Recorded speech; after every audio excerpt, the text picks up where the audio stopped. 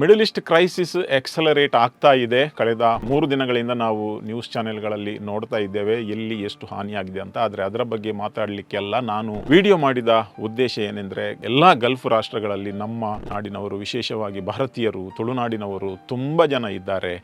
ಬಹುಶಃ ಇಲ್ಲಿದ್ದವರಿಗೆ ನಮ್ಮವರು ಹೇಗಿದ್ದಾರೆ ಎಂಬ ಆತಂಕ, ಅಲ್ಲಿದ್ದವರಿಗೆ ಇಂದು ನಾಳೆ ಏನಾಗ್ತದೆ ಎಂಬ ಆತಂಕ. ಬಹುಶಃ ಗಲ್ಫ್ ರಾಷ್ಟ್ರದ ಪ್ರತಿಯೊಂದು ರಾಷ್ಟ್ರಗಳು ತಮ್ಮ ನಿವಾಸಿಗಳಿಗೆ ಬಹಳಷ್ಟು ಕೇರನ್ನು ತೆಗೆದುಕೊಳ್ತಾ ಇದ್ದಾರೆ ಮತ್ತು ಎಶ್ಯೂರೆನ್ಸ್ ಕೊಡ್ತಾ ಇದ್ದಾರೆ, ನಿಮ್ಮೊಂದಿಗೆ ನಾವಿದ್ದೇವೆ, ಏನು ಹೆದರಬೇಡಿ ಅಂತ. ಬಹುಶಃ ಗಲ್ಫ್ ಕಂಟ್ರಿ ಸೇಫೆಸ್ಟ್ ಕಂಟ್ರೀಸ್ ಅಂತ ಕೂಡ ನಾವು ಹೇಳ್ತೇವೆ. ಆದರೆ UAE ನಮ್ಗೆ ಗೊತ್ತು, UAEಯ ಬಗ್ಗೆ ಯಾಕೆ ಎಲ್ಲರೂ ಕೂಡ ತುಂಬ ಹೈಲಿ ಮಾತಾಡ್ತಾರೆ ಅಂತ. ಒಂದು ಸಣ್ಣ ಉದಾಹರಣೆ ನೋಡಿ. ಇದೀಗ ತುಂಬ ಜನರು ನಮ್ಮ ಭಾರತದಿಂದ ಇರಲಿ, ಬೇರೆ ಬೇರೆ ದೇಶಗಳಿಂದ ಇರಲಿ, ಟೂರಿಗೆ ಹೋದವರು UAEಯಲ್ಲಿ ಸ್ಟಕ್ ಆಗಿದ್ದಾರೆ. ಅವರು ಹೋಟೆಲ್ಗಳಲ್ಲಿ ನಿಲ್ತಾರೆ, ವಿಮಾನ ನಿಲ್ದಾಣಗಳು ಬಂದಾಗಿವೆ ಮತ್ತು ವಿಮಾನ ಹಾರಾಟಗಳು ಕೂಡ ಬಂದಾಗಿವೆ. ಅಂಥ ಸಂದರ್ಭದಲ್ಲಿ ಏನು ಮಾಡುವುದು?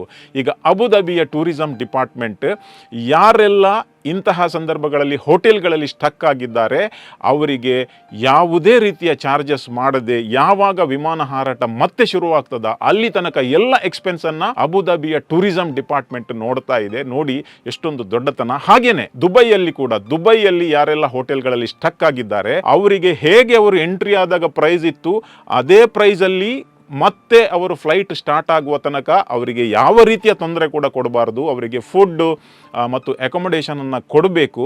ಒಂದು ವೇಳೆ ಯಾರಿಗೆ ಎಕ್ಸ್ಟೆನ್ಷನ್ ಪೀರಿಯಡ್ನ ಏನು ಹಣವನ್ನು ಪಾವತಿ ಮಾಡಲಿಕ್ಕೆ ಆಗ್ತಾ ಇಲ್ಲ, ಅವರಿಗೆ ಕಷ್ಟ ಇದೆ, ಅಂಥವರಿಗೆ ದುಬೈ ಟೂರಿಸಂ ಸ್ಪಾನ್ಸರ್ ಮಾಡ್ತಾ ಇದೆ.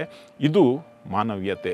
ಬಹುಶಃ ಕಳೆದ ಕೆಲವು ತಿಂಗಳುಗಳ ಹಿಂದೆ ಇಂಡಿಗೋ ಏರ್ಲೈನ್ ಸ್ಟಕ್ ಆದಾಗ ನಾವು ನೋಡಿದ್ದೇವೆ ಹೇಗೆ ಬೇರೆ ಏರ್ಲೈನ್ಗಳು ನೆತ್ತರನ್ನು ಹೀರ್ತಿದ್ದವು. 75,000 1 ಲಕ್ಷ ರೂಪಾಯಿಯನ್ನು ಕಷ್ಟದಲ್ಲಿದ್ದವರಿಗೆ ಚಾರ್ಜ್ ಮಾಡಿ ಟಿಕೆಟನ್ನು ಇಶ್ಯೂ ಮಾಡ್ತಾ ಇದ್ದರು. ಕಷ್ಟದಲ್ಲಿ ಇರುವವರನ್ನು ಇನ್ನಷ್ಟು ಕಷ್ಟಕ್ಕೆ ದೂಡುವುದು ಮತ್ತು ಕಷ್ಟದಲ್ಲಿ ಇರುವವರನ್ನು ಸ್ಪಂದನೆ ಮಾಡುವುದು, ಇದೇ difference. Hats off to UAE.